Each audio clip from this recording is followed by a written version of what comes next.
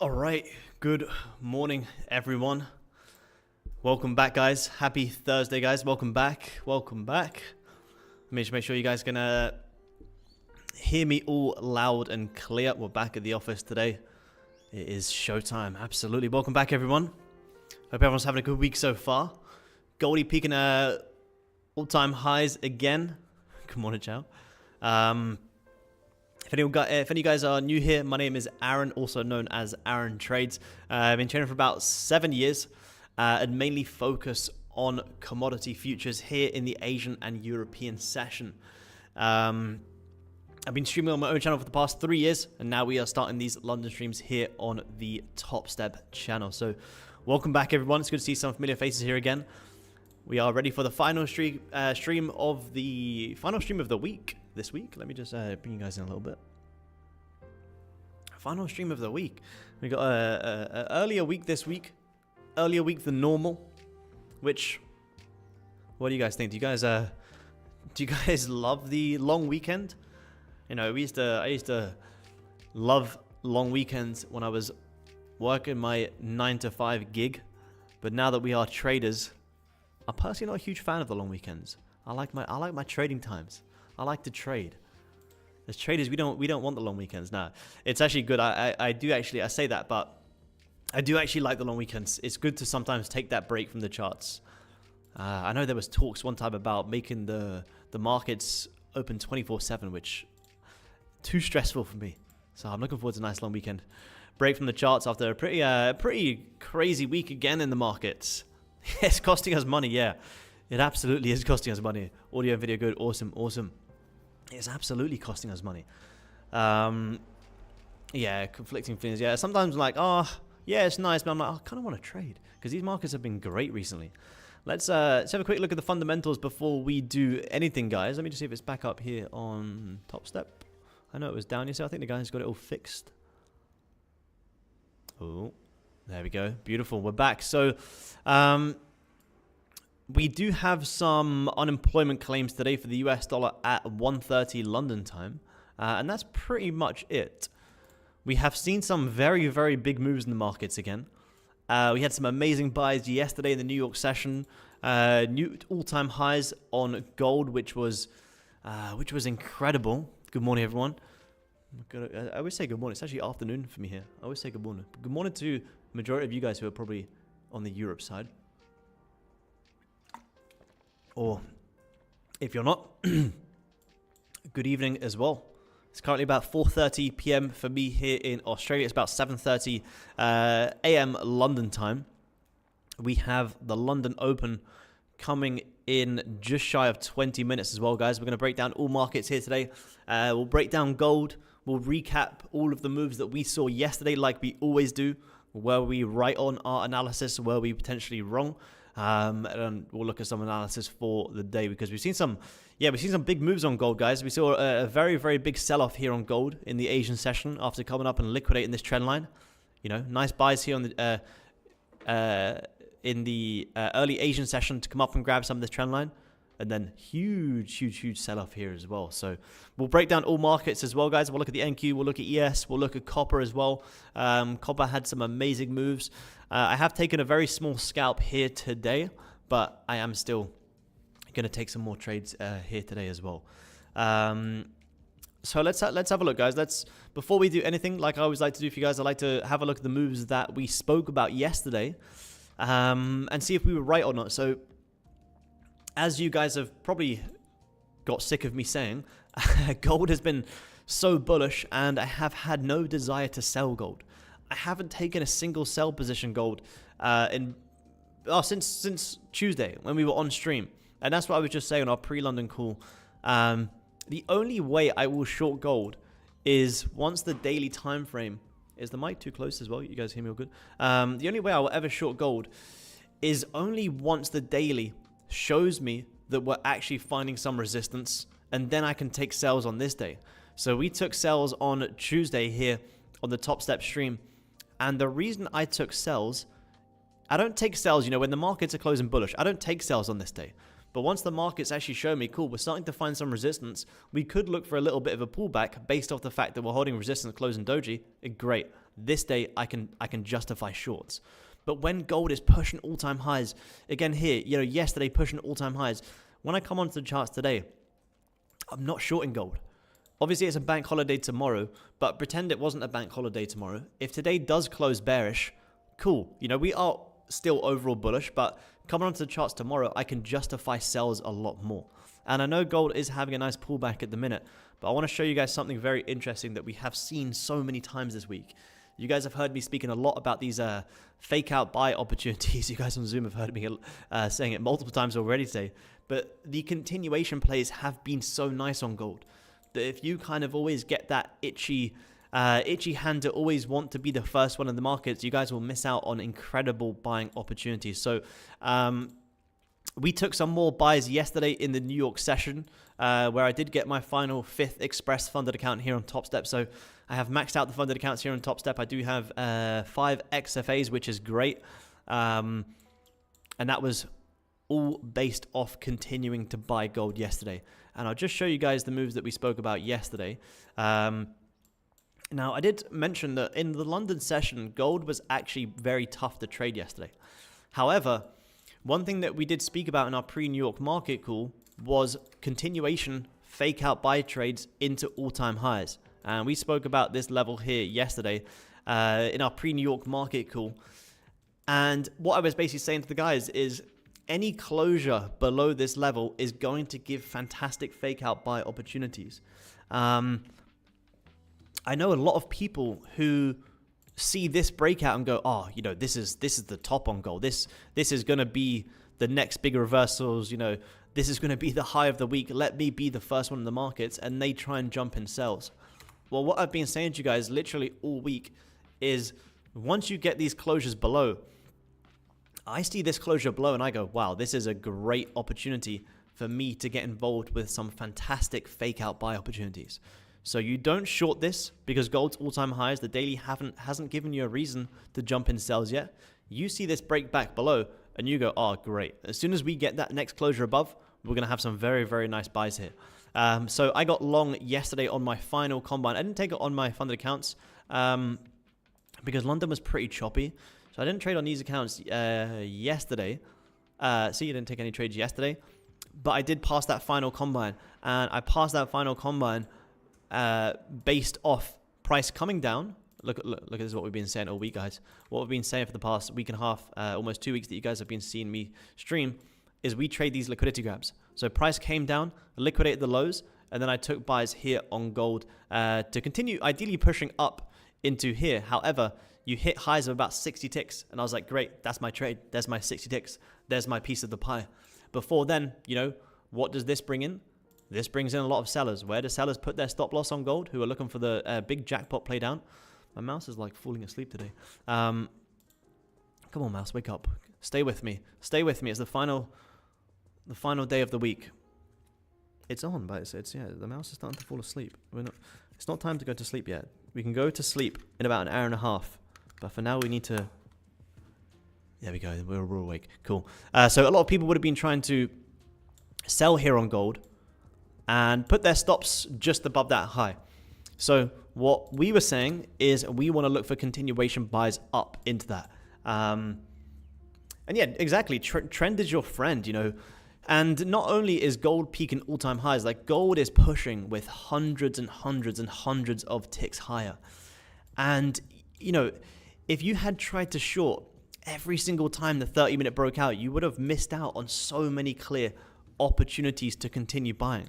So, like I say, when I saw this breakout yesterday, I was like, cool, this is fantastic. Let's continue buying. And then that's exactly what you did. You continued pushing all-time highs. For me, there's been no real reason to want to short gold. Can you short the pullbacks here? Yeah, you can, but it's not for me to short on my funded accounts. If I want to short on a combine or something like that, and I can accept that it is a higher risk play, sure. Same thing again here today, guys. What did we do? We had this huge push down, and we had this massive fake out back above. So again, when I saw this huge push down today, I didn't get fear of missing out. I didn't try and chase it. I didn't try and short. I saw this huge push down and go, oh, great, this is going to set up for, again, a fantastic fake out buy opportunity, which is exactly what we did. We aggressively broke below, we held these nice levels here, and then we broke back above, and then you had a very, very nice 100-tick retracement there. And that's where I took my small piece of the pie and got about 350, all based off these very, very simple fake out buy opportunities. And like I said to you guys, you know, we've been speaking about these for a lot recently. And someone yesterday asked about how do I take these continuation plays, and I said this is exactly how. You wait for a price to close back below the level, get back above, and then you get your longs. So you had it here yesterday in New York, you had it here today in Asia, you had it yesterday, very early pre-London session. It's just happened. This is the one we spoke about on our stream on 2 days ago as well.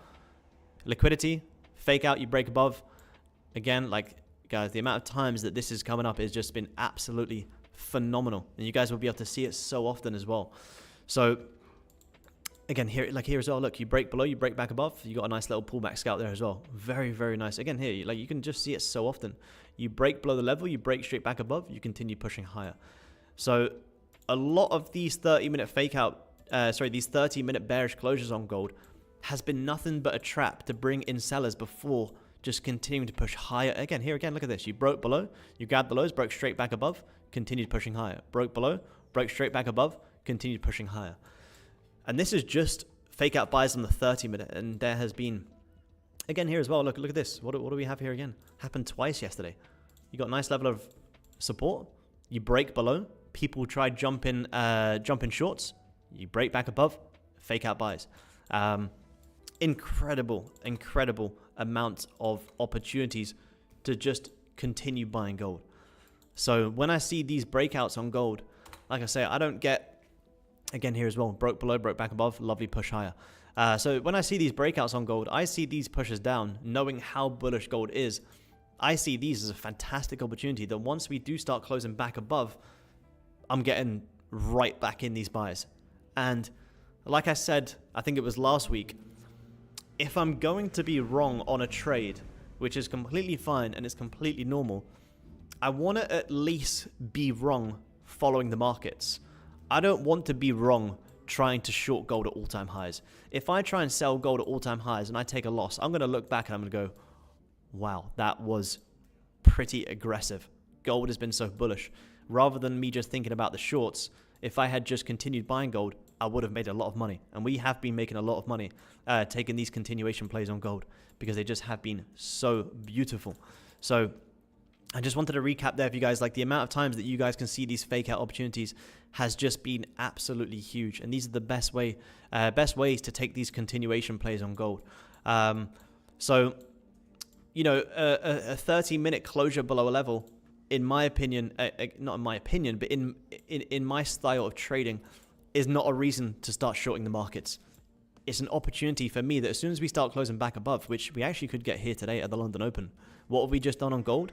We've aggressively, and this is what I'm looking for here today, guys, as well. Obviously, you know, there's not much to say on the higher time frame. Gold's overall bullish. So if we want to continue following that, what do we want to do here, guys?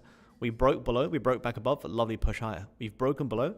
So if we can get back above here today, guys, guess what? We're going to look for buys into all-time highs. And it's going to be very, very, very simple. It's very systematical as well. That's why I like these fake out plays.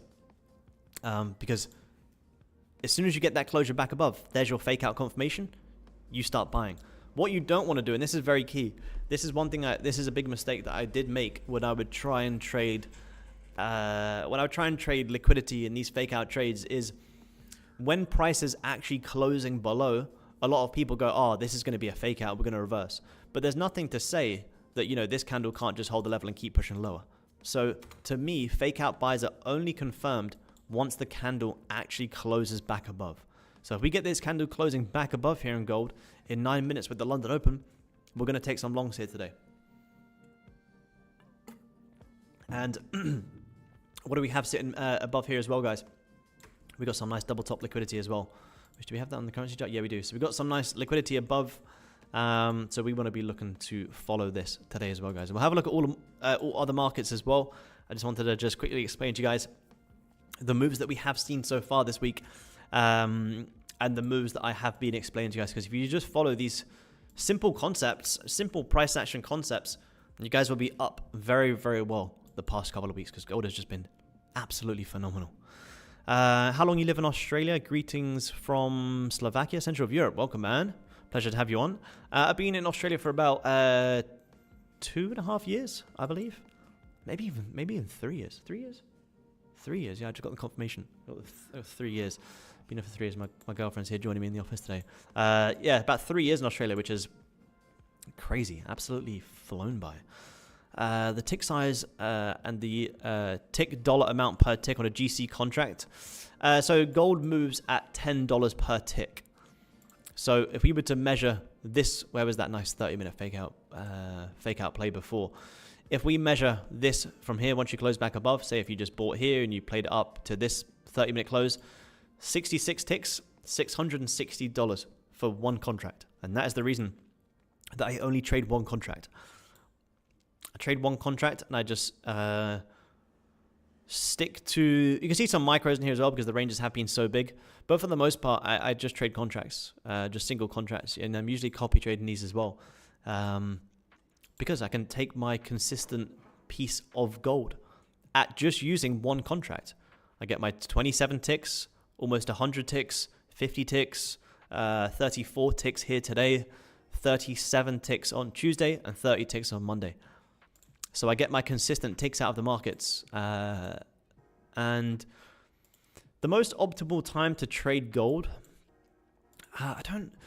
the reason I love gold is because gold moves so well in pretty much every session. And if you can consistently take, 20, 30 ticks out of the markets a few times a week, you're going to be doing very well. And gold gives that in pretty much every session. Now, is it your job to trade every single session? Of course not. But it's nice to know that if I'm trading gold, and let's say today I can only trade London, or today I can only trade Asia, there's a high chance that I'm still going to get my opportunity in that session. So what I kind of like to do is I like to wait for 30-minute closures before I then fire up the charts and look for trades. So I'm not sat here, all day watching every single market move. I wait for 30-minute confirmation, and then I take my trade.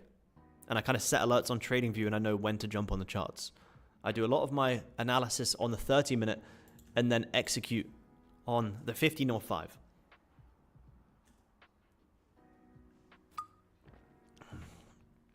What's your strategy?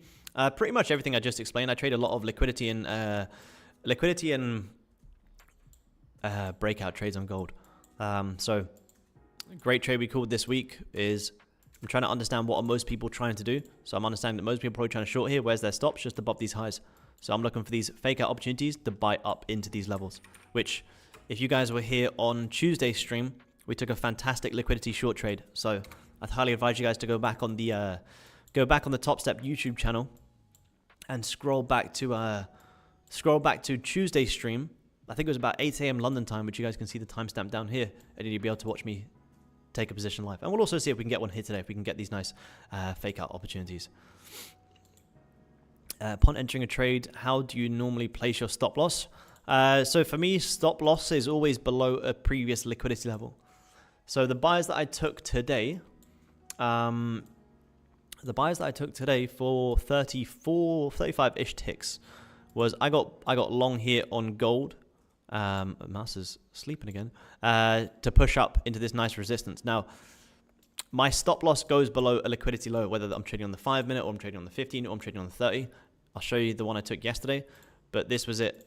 You can kind of see here, look how the 5-minute, what did the 5-minute do? The 5-minute came down, grabbed lows, held support, and started to break higher. So my stop loss doesn't go, all the way down here, or it doesn't go below here. It goes below the previous liquidity grab. So here you came down, you liquidated these lows and reflip bullish, so that's my stop. Because if you re-break this low, then it's not a true liquidity grab. So therefore you're going to push much lower. So I don't need to keep this trade open. If it re-breaks a liquidity low, there's a high chance you're going to push even lower. So my stop loss goes below that. Same as the buys that I took yesterday on gold on my combine that I passed is here. As price grabs these lows, I entered here. Stop loss goes below this low. Why does it go below this low? Because this is a low that grabbed the previous. Therefore, that's my liquidity low. And then I get out. Same as if I'd bought, here off this fake out opportunity. What did price do here? Price came down, liquidate the lows. There's my valid stop. So stop loss is always below a liquidity low. You guys are asking some awesome questions there as well, which is amazing. We got time on gold. Like I say, we're gonna have a look at some other markets as well, guys. Don't worry, I'm just asking your guys questions. Then we'll start looking at some other markets. Do you always wait for a pullback or jump onto running candles as well? I always wait for a pullback. If you trade something like NASDAQ in the New York session, if you wait for a pullback, you're probably going to miss it. But gold gives you a lot more time to think and a lot more time to pull back and a lot more time to make decisions. And that's why I like gold the most, because it gives me more time to think about what I'm doing and I can kind of execute a bit better. So no, I wait for price to close, pull back, and then I take my trade. Like, you know, as this is pushing up, I don't try and chase this because I know it's very rare that you'll see gold, you know, push and then just keep ripping. It's very rare. It can happen sometimes, but for the most part, you know, gold breaks, it has the nice pullbacks, and then it continues. Like you can kind of pretty much see there's not very many times where you just keep running and run and run and run. Even, you know, when you're peaking all-time highs, you hit all-time highs, you pull back, and then you continue going. So gold, and again, this is why it's probably different way to trade gold to maybe the way you guys trade NASDAQ. I know some of the guys on Topstep who absolutely crush NQ. They're in with the volume. I like to treat gold a little bit differently. Gold requires a lot more patience, which is good. You know, it gives you more time to think about what you're doing, like I say. Yeah, let's have a look at NASDAQ. Yep, absolutely. I'll have a look at NASDAQ, guys, and then I'll get through your guys' questions, so feel free to keep sending them through.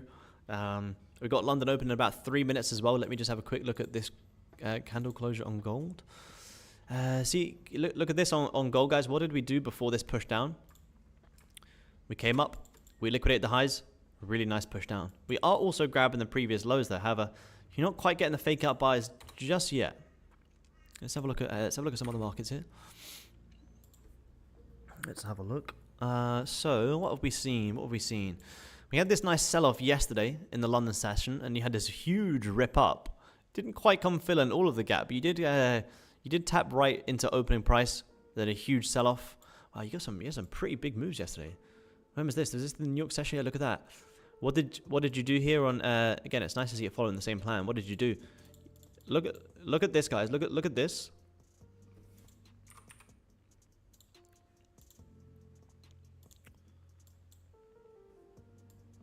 There's a reason I'm going to show you this. And then look at this. These are the trendline liquidity plays that I keep talking to you guys about. And I'm going to show you copper as well that we spoke about yesterday.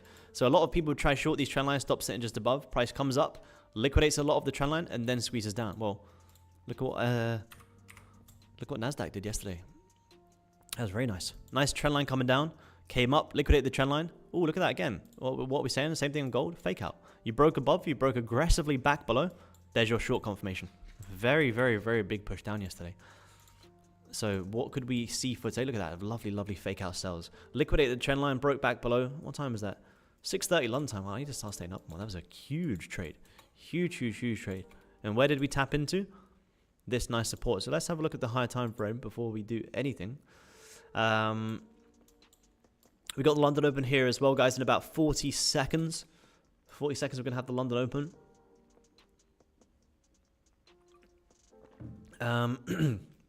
Let's have a look at this daily close. Let's get rid of some of these levels. Let's do some fresh analysis here.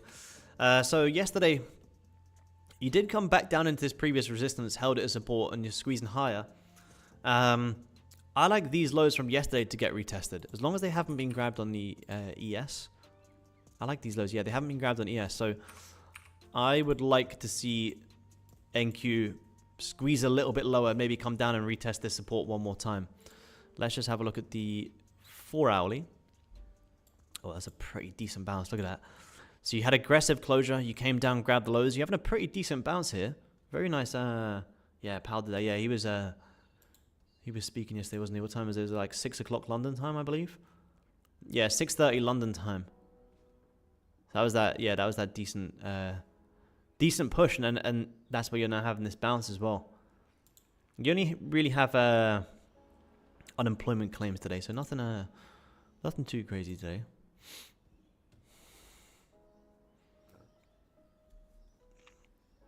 So for today, you know, you're having a pretty decent bounce here. I personally think you could retrace some of this. Again, what I think and what's going to happen are two very different things. That doesn't mean we just start shorting it for no reason. But can we see reasons to sell it? Previous hourly, we got London Open here as well, guys. Previous hourly grabbed the highs, held the resistance. So you're coming up for a nice little top wick here in the first 1 minute. So if this is a top wick in the first 1 minute, at any point, this could squeeze lower. Now, we have just closed, you know, we have grabbed the highs, but we have closed a little bit doji. This is the support from the London session from yesterday, around, just say about 18,500. Nice support that held yesterday in the London session, gave this very nice bounce higher, huge liquidity grab, and a massive breakout. So you have just broken back above this. Again, you're almost back at this huge resistance as well. So here's going to be a tough range. If we can start re-breaking some lows though, I would like to see price maybe come back down and hold maybe 18.45 area, which would be these nice lows. A pretty decent bounce here in Asia. Very, very decent bounce here in Asia. And you guys get the longs in Asia? That's a pretty decent bounce. We've had some nice calls on NASDAQ as well this week. So yeah, I would like to see how we react around this resistance. I wouldn't want to be a buyer here. If anything, if I had to pick a bias, I would want to be open to sells. You did have this nice fake out. Look at this. You broke above. You broke straight back below. So if you start re-breaking this low, could you look for a potential sell stop here? As long as you don't break these highs. Again, the reason I would put in a sell stop and not market execute now is because if it doesn't flip bearish and it just keeps pushing up, well then guess what? Your sell stop doesn't get tagged. The only thing is you have broken above, you've held this level, and you're starting to squeeze higher. Could you maybe tap into some highs around here first? Let's see. Again, this is why I like using the sell stops, because it kind of removes that thought process. If you do keep squeezing higher and you have a sell stop here, we'll just cancel the order. Could you see something like this? Possibly. I would be watching for a break of these lows first. I want to be reacting to the fact that you broke above this and then broke straight back below. So you had a decent 30-minute fake out there. That 30-minute fake out was also the hourly holding resistance. So as long as you can keep holding below this level, yeah, we could see it squeeze lower. If you do start closing back above, you know, which here you did, you closed below, above, and then massively below. You closed below and straight back above. So it is a pretty decent fake out level. We have faked out of it a few times. Even yesterday, you broke below it, straight back above, below, above, below. So this would, to me, is a good level to look for some downside here. You also grab previous 15-minute highs. So yeah, I think if you can start re-breaking some lows, you could squeeze lower. Again, I don't trade NASDAQ. I didn't trade it to get any of these 5 funded accounts here on Topstep. So am I going to be trading it now? Probably not. But I would draw up as if I am going to be trading it with you guys. And you could look for something like that. Sell stop. You risk off the high. How low are you going to squeeze? I'd look to manage here. Management level. But I'll see if you can squeeze lower.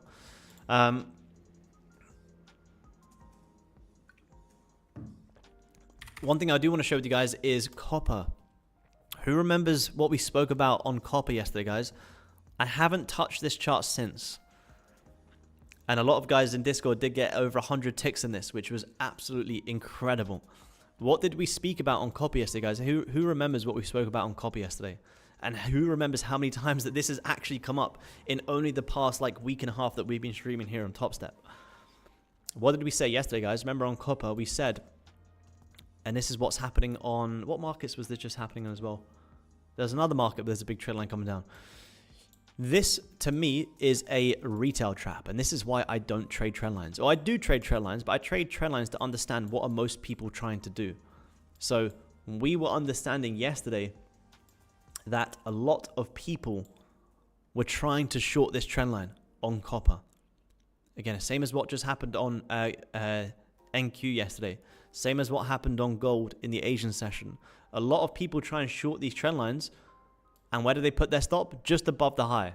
Or just above this high. This ended up coming all the way to the highest point of the trend line. So what we're trying to do, we're trying to understand where are most people trying to sell?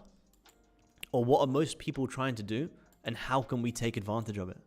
And that's why you saw yesterday copper have this beautiful, once you broke back above here, incredible push. over 200 ticks, which was huge. Again, all using this very, very simple trendline liquidity concept, which we have been speaking about a lot recently. So try and spot on these trend lines, understand what are most people trying to do, and how can we take advantage of it. Actually, before we look at the euro, we'll look at the euro, we'll look at the pound as well. Let's just have a look and see what we could see on copper today. So if you guys did take that copper bounce yesterday, well done. I know some of you guys in Discord did, and you said you did, which was amazing. Over like 100 ticks, which is incredible. Copper moves at 12.50 per tick. So at one contract, that's a very, very, very big trade. If you guys didn't get it, I highly advise you guys to go back and watch yesterday's stream here on the Topstep channel, because there's a lot of value in just understanding this. And again, this is what someone said before, what is my strategy? This is my strategy. This is my strategy, trying to understand what are most people trying to do and how can I take advantage of it. So whether that's liquidity in the form of resistance or support or trend lines, I'm trying to understand, I imagine a lot of people are trying to short this trend line. So at any opportunity, I want to be buying up into that. I don't want to be a seller here. Same as on NQ right now. I don't want to be a seller. Same as gold right now. I don't want to be a seller because I know a lot of people are probably trying to short their market.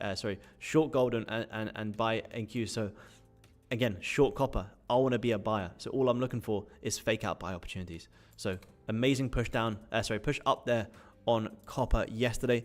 Good job if you guys did take that. It was a very, very nice push. Now, what are we also doing on copper? We're coming into some massive resistance level. And what do we have down here? Look at this. We've got 1, 2, 3, 4 daily lows that have all respected each other. So to me, I look at this and I go, well, if copper is going to have a big push higher, there's a high chance you're going to come down and liquidate these lows before that. So these lows look very nice as a short target on copper. I like sells on copper today, guys. I don't like buys. The buys were yesterday into the trendline liquidity. Now the trendline liquidity has been hit. I like sells. Look at this. She came all the way up, tagged the highest point of the trendline, fake out, broke above, straight back below. Beautiful sell-off. Very, very nice sell-off. So I want to be a seller here on copper today, which is, let me just put, liquidity level for the day is around here, which is around 4.535 is my liquidity level for the day on copper. Now, you have had a decent push down here very early on in the London session, which is, I would never trade around that time on copper. However, it's a pretty decent push. So I would have to see a pullback to, let's say, anywhere in this area. And if you do wait for that pullback and do stay patient, you are talking 130 tick trade, which at one contract is $1,625 at $12.50 per tick. So that is a very, very worthwhile short opportunity. So I'd wait to see, and this will also be, previous hourly lows will also be a nice liquidity level. So if most people are trying to buy here on copper, stop sitting down just below here. We want to be looking for short opportunities into them lows and take advantage of what most people are trying to do, which I would assume a lot of people are trying to buy here on copper. So I'll be looking for short opportunities down into that. So we'll keep an eye on copper as well. I would need to see a little bit of a pullback. Like I say, this is a huge push down here. I don't know what happened here. Is this Asia? Yeah, 4 a.m. London time. That's a huge push. 230 ticks. Very, very big. Yeah, my liquidity levels are where I would imagine a lot of people are sitting their stops. So the one that we spoke about this week, which is, there's been many more than this. There was, levels above here. This is where, most people are shorting, putting their stops just above this high or just above here. So I look for these double tops where price hasn't grabbed the previous high. And that's why I put my liquidity level here. Because what did you not do before this push down? You never re-grab the highs. But what does gold love to do? Gold loves to grab the highs before the push down. So if we haven't grabbed the highs, then there's a high chance you're going to come in and tag these highs. Yeah, how do we get that hourly closure on gold? Gold's still squeezing lower, guys. You're probably going to come down and squeeze this support. Thoughts on crude? Yeah, we can have a look. Absolutely. Let's have a look. Bitcoin analysis. Yeah, we had a look at Bitcoin yesterday. So let's have a look. I think we were looking for some downside. Yeah, we were looking for some downside yesterday on Bitcoin to come down and liquidate these lows. Couldn't quite get down there. It looks like it had a pretty, look at that. Never quite came down to lows. You did tap in some support here before breaking high, but you didn't quite come down into into the lows at 83,000. Yeah, it looks like you had a pretty aggressive day. Was this today or yesterday? Yeah, yesterday. That was off the Fed speaking yesterday. It was again, that's an insane move. Look at that. Huge, huge, huge, huge. So let's have a look at the daily. I imagine the daily is probably pretty crazy. Let's see, look at that. Daily did come down. Again, daily here. I look at this on copper. Copper. I look at this on Bitcoin. I go, you grabbed the highs, closed bearish. So this looks like a nice liquidity grab to push lower. However, you couldn't push lower. You also grabbed the lows and held support. So you're holding resistance at around, this should be 85,000. Yeah, holding resistance around 85,000. And you're clearly holding some support around, say, what, 84,000? So you couldn't break lower and you also couldn't break higher. So I would be looking for a range market strategy if I was going to be trading Bitcoin. Look at this. You had a massive grab of the highs, tapped right into support, continued squeezing higher. So you may even come in and fill in this wick. Previous 4 hours came down, grabbed the lows. Hourly time frame here as well. Again, it'd kind of be hard for me to buy into such a huge push down. I would expect a little bit of a chop day on Bitcoin. A little bit of a chop day. You may come down and hold some of these levels and squeeze higher. Is it a high probability trade that I would want to take? I don't think so. I don't like this area to the left. You can get a lot of noise in here. You get a lot of breakouts and then closes straight back below. Although this is closing above, you could easily just kind of manipulate a little bit down here. If I did want to be a buyer, I'd probably want to do it at a good level where I could probably get a better risk to reward. So I'd be a little bit cautious there here on Bitcoin, guys. I don't think there's anything high probability just yet.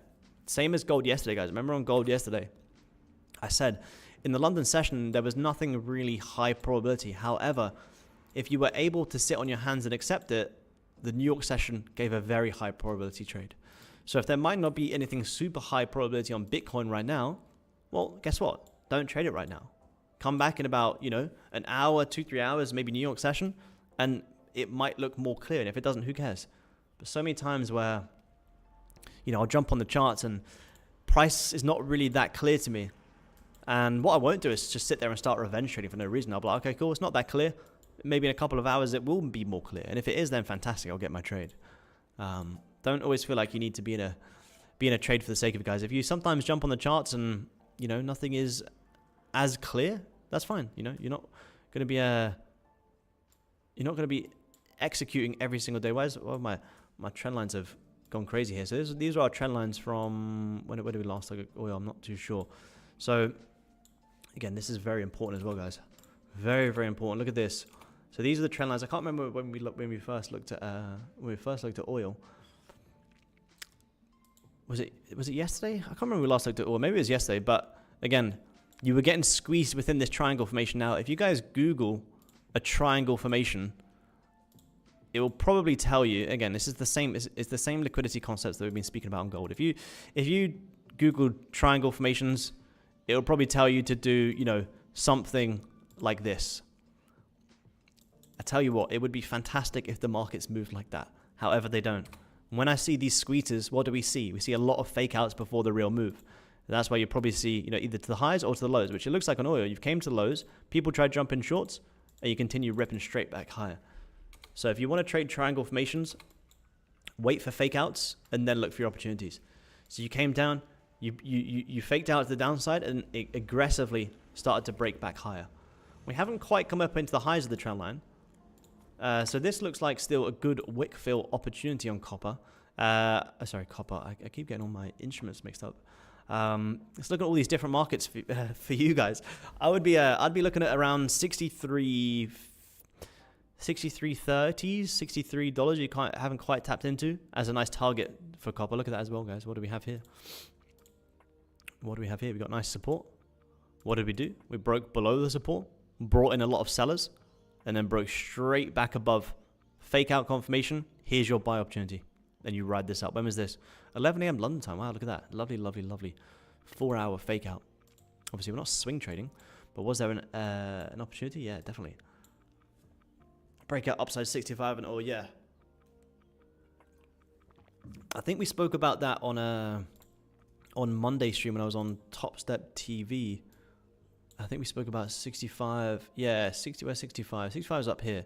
Again, you're at some big levels. There's not much of a bottom wick on this week though, which is pretty interesting. So could you maybe sell off for a little bit to end the week? Maybe. Let's see.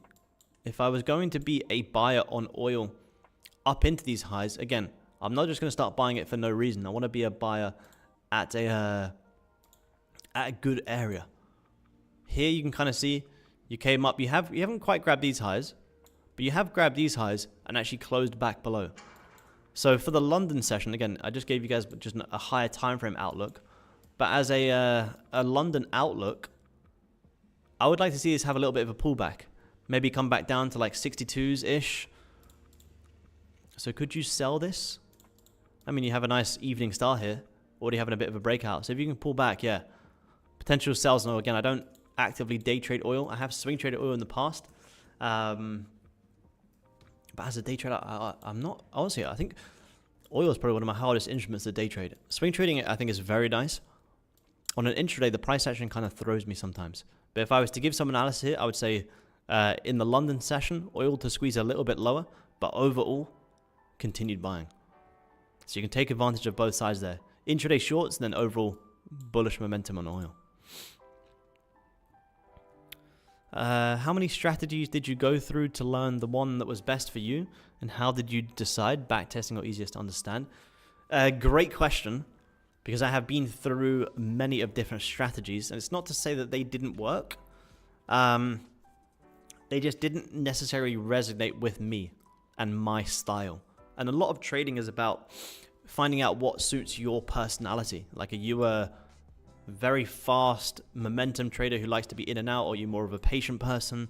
Like, you have to find out what trader are you, and are you someone who maybe likes to use indicators, you like that added confidence, or do you like to just trade just price action? Like for me on gold, I just trade just pure price action. I don't use anything else. All I use on my charts is what you guys see right here. All of the moves that you guys have just seen me run over that we've called some insane moves this week have literally just been all based off using price action. So price action to me just made the most sense. And it kind of gave me, like, I was kind of got to a point, it's like, if I can read a naked chart, no indicator is going to beat that. So I was happy just to understand pure price action. But some guys love to use, you know, indicators, and that's amazing. That works for them. For me, when I used to try and use indicators, I would just rely on them too much. So it just didn't really suit my personality. It's not to say they didn't work. Of course they work. Every tool in trading works. Is to find out, wow, look at this on gold, guys. Big sell-off. It's to find out what works for you. And the way I found that out was just by time and a lot of trial and error. I didn't make any money in trading for the first, big sell-off on gold there, guys. Wow. I didn't make any money in trading for the first 2+ years. See, here on gold, I was looking for fake out buys back above this. You broke it, you held it, and continued pushing down. So that's why you only take fake out buy opportunities when you actually close above, because there's nothing to say this can't be a break and retest to continue pushing. I'm just not selling gold today. So yeah, a lot of trial and error, you know, a lot of back testing, a lot of forward testing.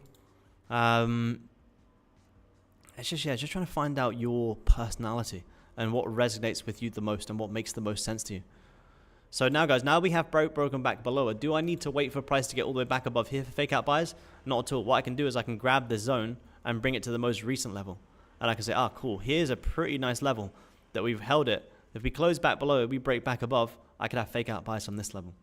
So some nice areas to watch here on gold, guys. It's certainly not an area where I'd want to be shorting this one. I'm not selling gold, guys, because look at this. Huge previous all-time high resistance from yesterday. You broke it. You held it. Squeezing it one more time. So at any point, you could start to pull back from here. And I would love to take fake out buys from this level now.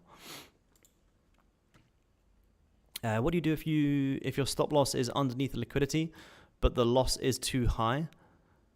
Do you keep the trade? I think if I'm reading that correctly, what do you do if your stop loss is underneath the liquidity, but the loss is too high? Well, it's all relative to the reward, right? If you have an 80 tick stop loss, but you got a 200 tick target, well, that's still good. What you don't want to do is talk yourself out of a trade because you think the stops are too big. Let me just put the lights on here, guys, so you guys can see me a bit clearer. I like to use a lot of there we go. I like to use a lot of hard stops, but I also like to exit my trades before they come anywhere near my stops. And the way that I'll do that is closure against me. For example, with my buys yesterday, let's say if I was taking the fact that price is breaking back above this level and holding it, say if I'm buying here and say my stop's down here, the second that price closes back below this level, that's my real exit. So here, it's not to say that, you know, I get into a trade with an 8-tick stop loss. That's just how I'm able to manage my trades when they are no longer valid. So I have hard stops as like a worst case scenario. That goes below a liquidity. But if price starts clearly closing against me and closing below a level, I'll cut the trade. For instance, if I buy gold here today, if we get this breakout in 8 minutes and price recloses back below the zone and my hard stop's down here, I'll get out the trade straight away. I won't let it come anywhere near my hard stop. If it then recloses back above, that's fine. I'll get back in the trade, which I did have to do quite a few times on Tuesday, which was a very, very tough day. Because I did what I said I was doing. I was buying gold up into this double top that we spoke about on our London stream as well. And there was many times where, you know, I took a stab at the longs. It closed against me, so I cut it. And then I got straight back in. So I keep my losses small by not just watching my trade hit my full stop and doing nothing about it. If to me, price is clearly going against me and I'm taking buys, let's say if I take buys based off the fact that price is breaking above this level and price closes below this level, well, I'm not going to watch this just come down and hit my stop. That just doesn't make any sense. If I'm buying off the fact that this is a nice level of support, well, if this level gets broken, that was a terrible drawing. If this level gets broken, there's my exit. If it then breaks back above, fine, I'll give it another chance. I'm happy to give my trades a second chance. But what I don't want to do is just hold on to a losing trade for no reason. So although, you know, you might get into a trade here and the stop loss, you know, hard stop may look really scary because it might be 80 ticks. Well, I like to look at a lot of my analysis as, you know, where would my actual exit be? So, I don't know. Let's just say for whatever reason, we shorted gold today here. And the last clear liquidity grab that we can see was all the way back up here. And you look at this and you go, wow, that is a, you know, how many ticks? That's a 123 tick stop loss. I don't want to take that trade. I would also agree if you were to watch and let that hit stop loss. But for me, the second you start closing back above these levels, well, that would be a real exit, right? There's no need to watch this come all the way up here. That would be your exit. So therefore, all of a sudden, it looks good. So don't talk yourself out of a trade because you think the stops are huge. It's all relative to how you're trading. Same as the trade that we took on Tuesday together. We took shorts. Where did we take shorts on Tuesday? What's the date today? Where did we take shorts on Tuesday?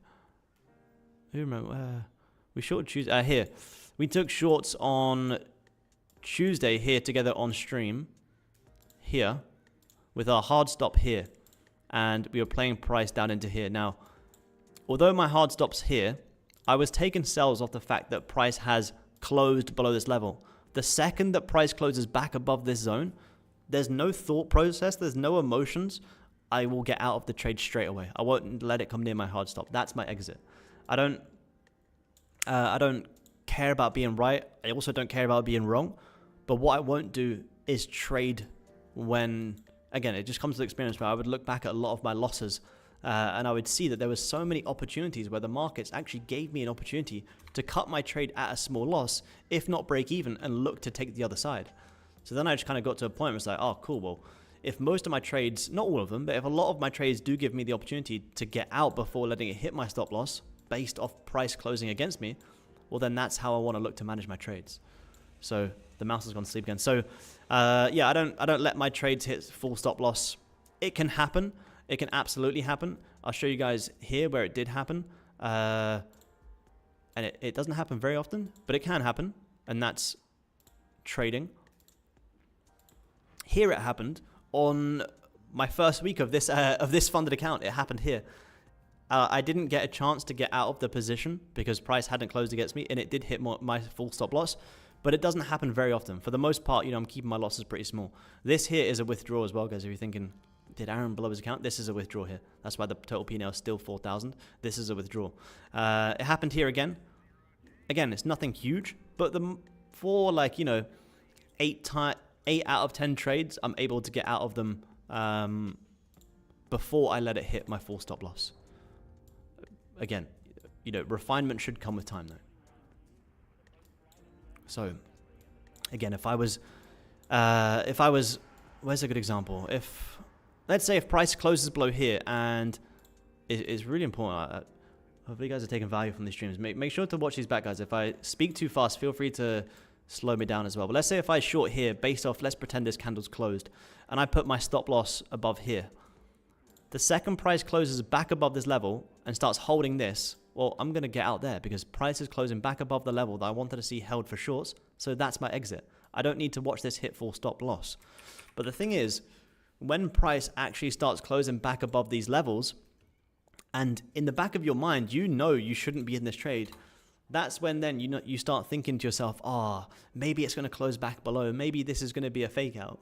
I don't trade off ifs and maybe. If price is clearly going against me, I'll get out of the trade. And if then price recloses back below, that's fine. I'll get back in. I don't care. There's no emotions. So that's just how I like to do it. It's not for everyone. A lot of people don't like to maybe manage too aggressively. But I find on gold, on the higher time frame, if I get 30-minute closures against me, a lot of the time, I'm probably just wrong, and that's okay. So I'll get out of the trade before I let it hit full stops. So do you find ES to be better and more similar to behavior to GC, although it really has not been following once again with the rest of late? Yeah, it can be. I honestly, I just trade gold. I just execute gold. I know it's not for everyone. Some people like to trade other things, but for me, gold gives me multiple opportunities a lot of times every single week. So I kind of like to just focus on that. But yeah, if I was to choose NQ or ES, I think NQ is better because it gives you more time to think as well. NQ is a different ball game. Someone asked for my YouTube channel link. It is in the description of this Topstep video, man. It's in the description of the Topstep video. What's your thought process for your... Let me just have a look at some other markets. Let me make sure we're not missing anything here, guys. Let me see. Is copper pulling back? Yeah, nice. Copper having a little bit of a pullback. Did NASDAQ end up re-breaking the lows? Nah, NASDAQ couldn't re-break the lows. So, again, this is what I said, guys. This is the reason I like to use sell stops. If you had a sell stop here on NASDAQ, you didn't re-break the lows, cool. You cancel the sell stop, no loss. If NASDAQ re-closes back below here, I'm going to have some sells. So we're not missing anything on NASDAQ, not missing anything on copper, and we're not missing too much on gold. So we got time here, guys. We got time. What's your thought process for your time frame you're using? Do you just look for an opportunity from the H1 down to M15 and your daily bias is leading everything? Yeah, so I'm not like... my daily bias is very key. Very, very key. Especially when gold is at all-time highs. I don't want to be a seller. There is times where I do come on the charts and I can be a lot more neutral. And I can maybe be open to buys or sells. For instance, say here, today starts, this day closes doji. When I come onto the charts here, I look at the previous day, that's closed doji, so I can be more neutral. Same as the shorts that we took on Tuesday that banked about 50 ticks. I shorted this day because this day showed me that we're closing doji. I can justify buys and sells here. Obviously I know in the back of my mind gold's overall bullish, so I ideally want to be following the longs. But on this day, given the fact that this day's closed bearish and a little bit doji, we may have a little bit pullback before squeezing higher. But on this day, when I come onto charts on the 14th of April, I look at that previous Friday and I go, wow, that is a bullish candle breaking all-time highs. I do not sell this day, and I will not short it. So if today closes bearish and the market's open tomorrow, fantastic. I'll absolutely short tomorrow. And then I kind of use like the hourly to maybe confirm like what direction we're in on an intraday. So if I'm looking for, buying opportunities, but we're breaking below levels of support, well, I don't really need to go down much lower than that just yet. A lot of my entries can be 15-minute and 5-minute. So here, guys, you just closed below the support. So am I going to be buying gold here? No, you'll probably flip bearish and come down and tag some lower support levels. Unless you close back above, I'll have buys. 5-minute is great on gold. I always say to the guys, 5-minute is great on gold, but only to execute the hard work that you've already done on the higher time frame. I only use gold to So I only use the 5 minute to execute my higher time frame. So here today on gold, I had this 30-minute breakout here, 30-minute fake out confirmation. So as soon as I saw that, I dropped down to the 5 minute. I was like, oh, cool. What can I see here on the 5 minute? And by the time I jumped on charts, I was like, oh, cool. 5 minutes starting to grab some lows, re-breaking higher. So that's why I took my buys here. And I'm hoping we can get a similar trade today. But yeah, gold is pushing down a lot here today, guys. And I don't get FOMO here, guys. It's fine. If gold's pushing down, that's fine. If I had tried to short every time gold pushed down the past 2 weeks, like I said, you would have got stopped out a lot of times. So I want to be following the markets. But I'm not going to be buying here just yet, guys. Let me just close this door, guys. 2 seconds.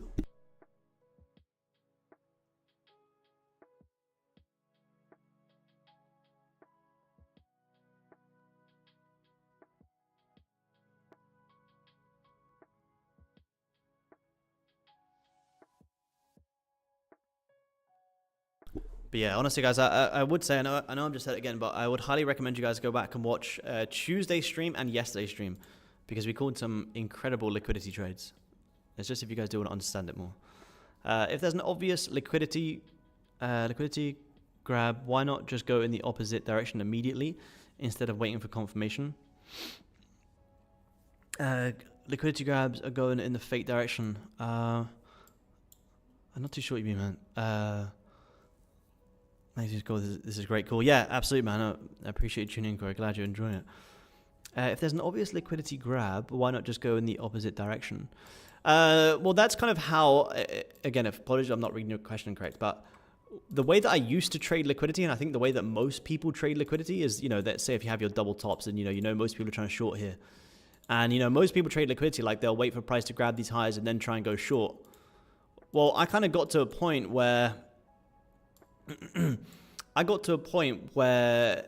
there would be so many times where I would see price hit this liquidity and then just continue pushing up. And I'd end up getting stopped out. So what I prefer to do now, and this is the way that I've adapted the way that I trade liquidity and the way you guys have been seeing me all week, if I can see a clear double top and I know that there's liquidity above here, come on, mouse, stay with me, rather than just waiting for price to get in and then trying to go short, well, my job isn't to predict the markets. I don't know what's going to happen above here. But what I do know in terms of probability, that these highs are at least going to get grabs. And then whatever happens up here, like we said on yesterday's stream, I'm not too sure. So if I don't really know what's going to happen above here, but I do know that there's a high probability that we are going to grab these highs, well, rather than me just sat there waiting for price to grab these highs, I want to be buying up into that. And that's what I'll do. I'll try and spot these liquidity levels and then buy up into it. Because there's nothing to say you don't grab these highs and just continue pushing higher, right? The liquidity grab is only confirmed once you actually close back below, which then, you could look to take the shorts. But the way I first started trading liquidity was I would miss out on a lot of opportunities because I'd wait for levels to get hit and then try and go short, but price would just keep pushing up. So rather than wasting time and money, waiting for something to happen and trying to think too much and trying to predict too much, same as, sorry guys. What's going on today, mouse? Rather than, for instance, where are we? Sorry, guys. Rather than waiting, so these were our liquidity levels from, yesterday or the day before. Rather than waiting for these levels to get grabbed and then trying to go short, if I can see an opportunity to do that, which were amazing fake out buys, well, I want to buy up into that. Because who knows what's going to happen up here?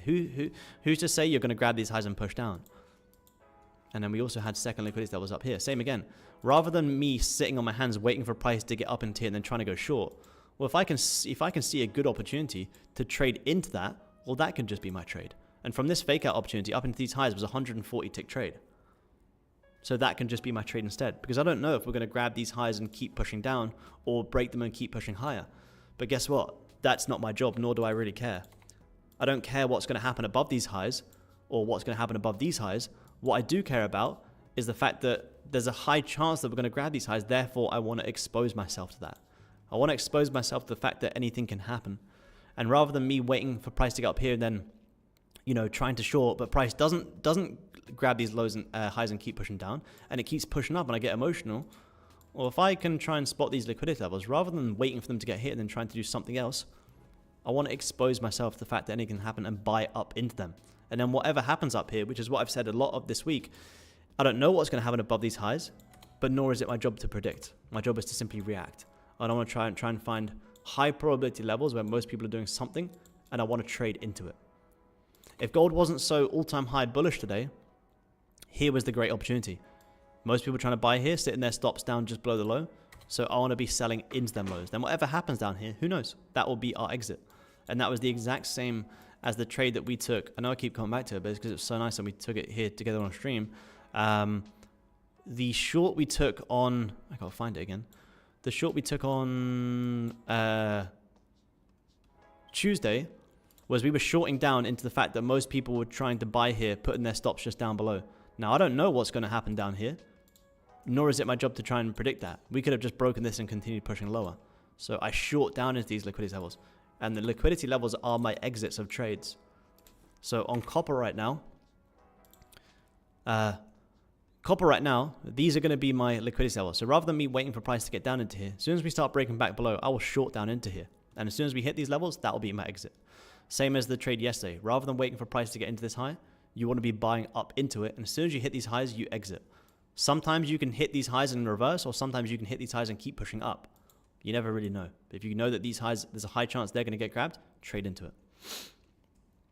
Yeah, let's have a look. That's just the way I've just adapt my liquidity strategy. I know a lot of people who trade liquidity grabs just end up predicting too much. And I want to eliminate as much predicting as possible.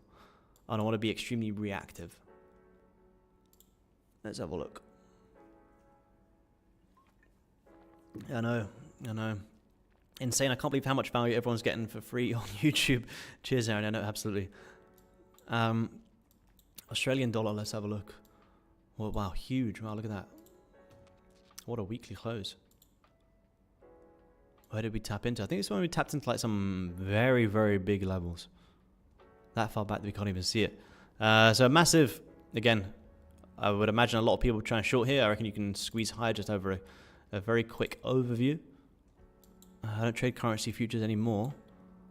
What did you do? Oh, you did actually just tag these highs. Look at that. You just tagged these highs. Having a little bit of a pullback. I'd like to see us squeeze a little bit lower. Do you have some more highs? Yeah, you do have some more highs actually. You got some nice highs up here as well. A little bit choppy. These lows may get tagged if you start breaking lower, but it's a little bit of a range. I think there's nicer opportunities in markets than Australian dollar. Let me just have a look at copper again, guys. I'll look at NASDAQ as well. Look at that. Copper on the 4 hour, massive support. So it's going to be, I need to see a little bit of patience to want to short this and give back any of yesterday's analysis. NASDAQ coming up, tagging these highs. So I would only have sells below here. If you don't close back below there, then I have no shorts. I like to use these levels as barriers. This is my barrier. If we don't close below this, I will not short. If we do close below it, I will short. Whether I'm right or wrong, who cares? But this is a level that's been respected in the past. If we can't close below it, I'm not going to short it. Oh, is it? GC is rising above liquidity. Don't get me all hyped up. Let's have a look. Yeah, it's trying to. Where's our analysis gone? Did I delete the analysis? Maybe. Yeah, fake out buys back above here. Here's nice support that's been held. We've broken back below it. We're holding it. There's nothing to say. You know, again, this is where it comes back to trading what you see. Fake out will only come in once we close back above. This could easily be a break and retest to push lower. I'm not shorting gold because I don't really have any downside targets or want to short all-time highs. But that could easily happen. You know, although I would love to see this break back above and confirm a fake out, I'll have to actually wait for the closure and then I'll get in. Same as here today. Break below, close back above, and then you get your buys. So just wait for them closures. Be very patient. Gold, you know, on gold you do have to be patient, but it absolutely pays. Liquidity grabs is just a fancy way of saying quick wick down or punch up. I think I'm still learning. I think there's probably loads of different terms for it, to be honest. But I think of liquidity as levels where I would imagine a lot of stops are sitting. Rather than draw up, let me just show you an example. For instance, yesterday, again, whether it's exactly what it is or it isn't, I don't really care too much. Like a lot of people say that, like, you know, it's not a liquidity grab, but it's just my way of referring to a level where a lot of people are probably trying to short, and sit in their stops just above. And the way that gold loves to move, if gold's going to have a true move up or down, it's going to grab these highs before having that push. Grabs the lows, then has the push. So I try and, yes, I call it levels like, you know, double tops, or the liquidity on copper yesterday was a trendline liquidity play, which was here. I was imagining most people are trying to short this trendline, therefore there's a lot of liquidity sitting at all of these trendline points. There's no, like, you know, there's no exact thing that it must be, but yeah. Someone just asked as well, how do you decide when to TP? I TP at these liquidity points. TP or at big resistance levels. So for the buys, this week, I will TP at the double top areas. So let me just zoom in a bit. There's so much price action on gold this week. So for instance, this is my double top. This is where I was imagining a lot of people are going to be trying to short here on gold, sitting stops just above. So once I get this fake out opportunity, I will exit here at the highs. Because I don't know what's going to happen around these highs. We could grab these highs and continue pushing down, or we could grab them and keep ripping. I don't know. But what I do know is there's a high chance they're going to get grabbed. And from here to here, it's a 100 tick trade. That's very nice. And that'll be my exit. So I'll exit at the liquidity levels. Same as when you came up and grabbed this perfect double top. You got a high. You have a high that couldn't quite grab this high and respected the resistance. So a lot of people will be looking at this and go, oh, cool, I'm going to short this. And where they're going to sit the stops just above the highest point. So if I'm buying, I'm exiting here. I don't know what's going to happen above here. You know, sometimes it can keep ripping like we did this week at all-time highs. Sometimes it can tag it and push lower. I don't know. But what I will do is manage around these areas. Oh, look at this. We actually could get some nice fake out here, guys. This could be a really nice fake out opportunity. This is why I'm not selling gold, guys. I'm not selling gold today. If you'd shorted gold today, you would have got squeezed out. If you short it here on gold, you're going to get squeezed out. I want to see these nice fake outs. 542 people tuning in on YouTube, guys. Remember, drop a like for the Topstep stream. It's only our second week here on the Topstep channel and getting some fantastic feedback already, which is amazing to see this London Open community growing. Yeah, you may get a 15 fake out. Yeah, what time is it? 15 close in about 2 minutes. Yeah, you're about to engulf back above the previous high as well, which is a nice sign. There's a very nice sign. Like, you broke back below, you broke straight back above for a little pullback. To wait for a close of the 30 minute and the 15. It depends on what my support level is drawn off. So, for instance, here, this is big 30-minute resistance. So would I buy a 15-minute closure above? Not really, because you could probably get a lot of lower time frame manipulation and fake outs, which, again, you can see right here. You broke above, you broke back below. So if you tried to take this breakout, you would have got squeezed out. Why would you have got squeezed out? Because it's not a 15 level of resistance. It's a 30-minute level of resistance. So I will wait for the closure above, depending on what time frame I found the level on. So if I found this level on the 30-minute, what I don't want to do is drop down to the 5-minute and try and take a 5-minute breakout. I look at this level and I go, oh, cool. Although the 5-minute has closed above, at any point this could close back above and the 30 could close respecting that level. Which is how we took the same. Sell opportunity on Tuesday.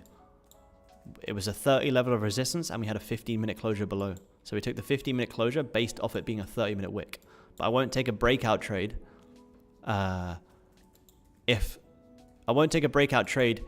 it's a 30 level but the 15-minute has closed above. For instance, here right now, you know, it may happen, who knows. But if the 15-minute closes back above here, will I take this 15-minute play? Not really. Because if the next 15 comes back down, well, if anything, we should be shorting there. And that's how we shorted on Tuesday, because we know it's a 30-minute level of resistance. At any point, this 30 could easily wick all the way back down and continue pushing lower. So that's so there's a difference between a fake out play and a breakout play. Two very different things. If I'm going to take let's say, a fake out buy here on gold, I have to see a 30-minute closure above because it's a nice 30-minute level. If I want to take a breakout trade based off this closing back below, well, then I can maybe drop down to the 15. And if this 15 closes above, which it has, if we start closing back below, then maybe I could look to take a short. I'm trying to use, you know, all time frames together. But I prefer a lot of my trades to have a 30-minute closure. Depends on how strong the level is. Like this is even, like, this is massive hourly support, huge hourly support. So the 15, could start to wick back up. Me personally, I'm happy to wait for that 30-minute because it's such a big level. A 5-minute, break back above isn't enough because you could easily see a squeeze lower.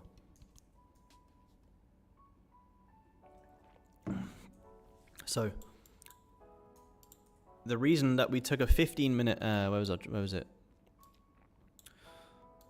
Where was the sales we took? So the reason that we took this 15-minute closure back below here is because this was the last 15 of the 30. So I know if this closes back below, this here, these two candles, this bullish candle and this bearish candle, where you've got this 15 bullish closure and the 15 bearish closure, because these are the same candles within the 130-minute, I know on the higher time frame that that's just going to be a nice 30-minute wick, and then I can take my shorts. So then you go back and look at this exact point, and this is where we took the short on Tuesday. It's why it's very important for you guys to go back and watch this. You go back and look at the 30, and you go, oh, cool. It was a lovely grab at the highs, held the resistance, and pushed lower. Whereas if you tried to take that 15-minute breakout of 30 support, you would have got stopped out. So if I can see a 15-minute closure above a 30-minute level of support, I'm probably looking for fake out sells for the 15 to hold the resistance, the 30 resistance, and push lower. I'm trying to picture how these, and that's why I always look down here. I want to know what 15 are we in of the 30-minute. And I already know that, if this next 15-minute closes back below this level, well, then this is going to leave a beautiful wick on the 30-minute. I could have 15-minute fake outs, and then I can maybe take some sales back down into these lows. So gold buys will absolutely look good. I am absolutely hunting for gold buys today, guys. I like gold buys, back up into maybe even this resistance around 33.60, 33, even 50-ish is a lovely pullback. Look, if you measure this, even just to come back and grab some highs, that's a nice 100-tick retracement. So 33.50 is a nice level I'm watching today. The only way I will take these, fake out buy opportunities is if I can see this hourly hold this support. It's a big, big, big level. So yeah, although the 15 could give it, to me it's just a little bit risky because you're trying to take a 15-minute closure above a 30 and hourly level of support, which kind of, 30-minute has closed a below. So if the 30 minutes closed below, I need to see that 30-minute close back above. If you get 30-minute fake outs, exactly the same as what we just said, the opposite. If this 30-minute closes bullish, oh great, we're going to get a nice hourly wick holding support, and then we can take our longs. So the only reason I'm not taking a 15 buy right now is because the 30-minute has aggressively closed back below this level. So I want to see a 30-minute fake out. 30-minute fake out, nice hourly rejection holding support. Great, then I'll take my longs all the way back up into 33.50. Even back up into here, to be honest. This is a nice level as well. Back up into here. If we get this nice closure above, from here to here, again, 70-tick range. That's a $700 trade. Very, very nice. Very, very nice. But yeah, so I've seen this push down here today, and I haven't really, again, and if you don't get these fake out opportunities, for instance here, I was saying to the guys earlier, if we've closed below, if we close back above, we got fake out buys. If you don't close back above and you keep pushing lower, well, guess what? You've also just saved yourself a loss because you haven't jumped in the markets because price hasn't closed back above. So not only have you saved yourself a loss, you've also learned something. A lot of your guys' job is just to filter out the bad trades, and the hardest part of trading is knowing when not to trade, knowing when to walk away. So if we close below these levels, and say if I'm, when I'm not on stream with you guys, if I see this close back below, and this is a 30-minute time frame, I'm like, cool. What time is it? Oh, let me come back in about 10 minutes. I'm going to get the next 30-minute closure. Let me see if that 30 minutes close above. I don't need to sit here and watch it. As soon as we do close back above, cool. I'll fire up my charts and I'll take my piece. Need to go, bro. Have a nice day. See you in Discord. Yeah, see you in Discord, man. Appreciate you tuning in. And this is how I've had this nice growth this month. And we've had a good month. It's just using one contract here on gold on this 150. We're up 2,700. We got 1,700 last week. We're up about 1,000 this week. Could I maybe get some more trades today? Yeah, I'm happy to risk this $300 today to see if I can get more fake out buys for over $1,000 a day for sure. But what I won't do is start doing it now for no reason. 30 minutes close back below. I have to see this 30-minute close back above. Otherwise, you could just hold the resistance and push down. This is why. If you take a 50-minute break above, you should be looking for 15-minute fakeouts to sell 30 resistance. And that may sound super confusing to you guys. I've tried to explain that as easy as I can, but it will make more sense when we do it in real time. So would I take a 15 closure above this level now? I wouldn't, because the 30-minute has aggressively closed below. I don't want to be buying against 160 tick bearish push. Not to say that it can't. If it does, great. I'll take my buys at what, 9 a.m. That's fine. There's no rush. No rush here. We've got 10 minutes until this hourly close. Again, if we have 30-minute fake out sales back below here on gold, on NASDAQ, what do we know without even needing to draw it on? We already know that if this 30-minute closes below, we're going to have a beautiful hourly rejection of this resistance. That's not to say it's going to happen, but if it does, we could get a lovely rejection. And we hold this, you're going to look for some downside here. Doesn't look like copper's moved too much in the London session today. Yeah, a little bit of chop on copper today, guys. Nothing huge on copper. The buys yesterday on copper came in at like the New York session. So keep a lot of these levels on your charts, guys. They don't have to hit in the 1 hour and a half that we do jump on here, but keep them on because they have been hitting extremely well this week. Extremely well. What levels do we have on the day for oil? Let's have a look. I like how you explain it, Aaron. It's clear to me. Awesome, thank you. Glad to hear. Yeah, oil, a little bit of downside. So for gold, guys, I am still overall bullish today on gold. If gold doesn't break high today and we don't get the fake out buy opportunities, that's fine. I'm happy to wait for it.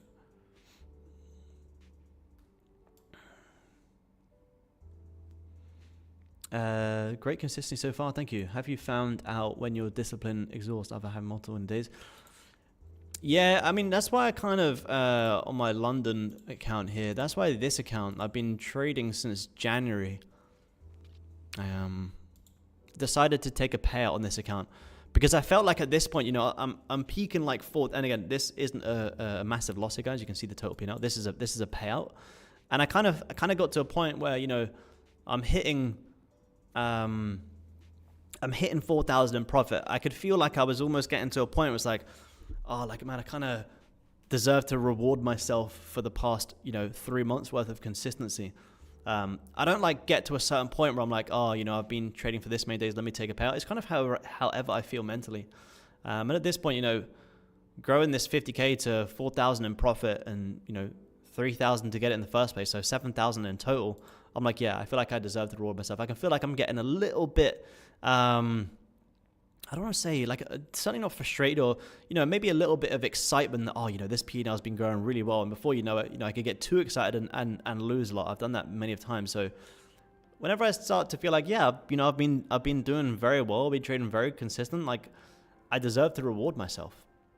And then I will. But I want to make sure I can leave myself a good buffer in the account as well. That's why I've taken a payout here on this account. And I've still got, what, 2,500 in here as well. So keep trading a little bit more and then, you know, pay myself out a little bit more, or, you know, pay myself out of this account here as well.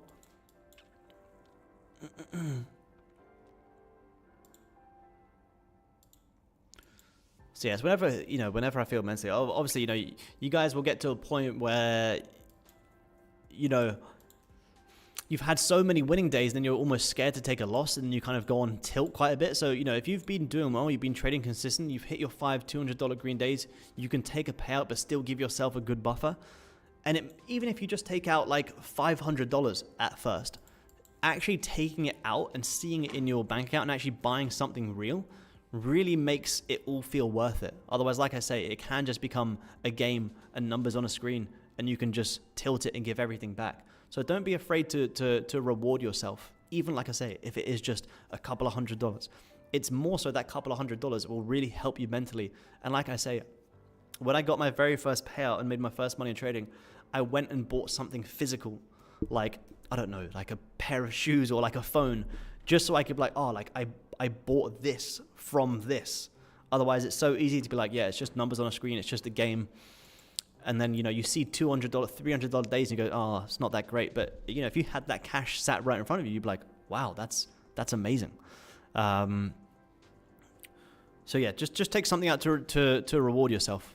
Again, it doesn't have to be thousands and thousands. It's just something that's going to keep you mentally in check.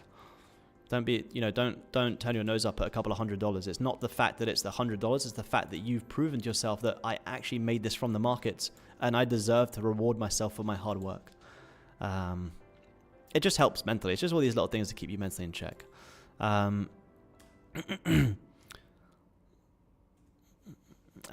3K on my XFA and on one day being able to take a payout instead of taking it, I blew the account. Day one of payout. Yeah. Honestly, man, I have done that as well. I'd be lying if I haven't done that as well. That's why now I get to a point where I get some good consistency. And whenever I feel like, I'm starting to get a little bit, I don't want to say burnt out, but a little bit like, yeah, I deserve to see something from this. I just take it out. Like I say, it doesn't have to be thousands and thousands and thousands. But just something to prove to myself that, yeah, this paid for this. I'm proud of myself. Do you ever copy trade 5 accounts? Yeah, I usually, if you guys go back to last week's stream or early this week, I have been copy trading across the 4 accounts. But I did just take a payout on these accounts, so I'm just waiting for the payouts to hit, and then we'll go back to copy trading. Yeah, the XFA cars. Yeah, yep. I usually copy trade these accounts. I've got 5 here on Topstep as well. I'll probably copy trade 3 of these and keep 2 just in case anything crazy happens. But once I've got my payout on, I'll probably take a payout on this account soon. How many green 200 day? I got 1, 2, 3, 4, 5, 6. So I maybe take out 1,000 of this, keep myself a nice little buffer, and then maybe copy trade the rest. I've got 2 here that I haven't even traded yet. So cam froze. Oh no, camera's frozen. That's not good. That's not a flattering image either. There we go. Are we back? Yeah, cool. So yeah, I usually copy trade the accounts. I was copy trading 4, but now that I'm waiting to get these payouts, I don't wanna. Yeah, camera did me too. Yeah, I don't wanna mess any of that up. As soon as I get the payouts, yeah, absolutely, we'll go back to the copy trading. New profile. So it's coming up to about 9 a.m. here, guys. 30-minute on gold. We are closing back above. Is this convincing enough to me to want to take this buy? Not really. Oh, frozen again. That is not a good image. Give me 2 seconds, guys. I got some analysis before we go anywhere. Oh, I've lost you guys. Give me 2 seconds. 2 seconds, guys. Sorry, I'm still here.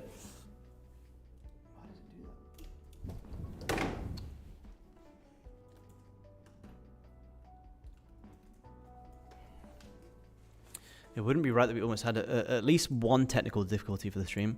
You've even lost my... Give me 2 seconds, guys. The screen's back. We're getting there. Yeah, cool. We're back. All right. We're back, guys. Sorry, I don't know what happened there. Actually, this is quite nice.